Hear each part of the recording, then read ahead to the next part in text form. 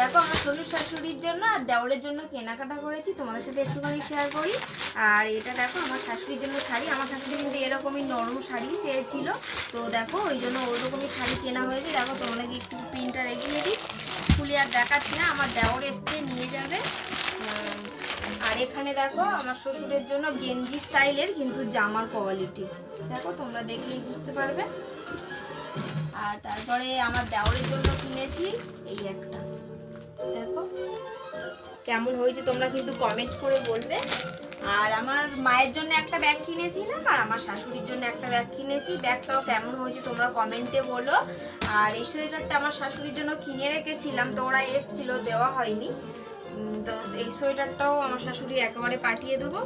কেমন হয়েছে তোমরা কিন্তু কমেন্টে বলবে। আর আমার ক্রিস দেখো কেমন দুষ্টুমি করছে। তো এই ভিডিওটা এইটুকু, নেক্সট ভিডিওতে শেয়ার করবো আমার ক্রিসের পুজোতে কী কী জামা কিনলাম। আজকের ভিডিওটা এইটুকু, সবাইকে টাটা।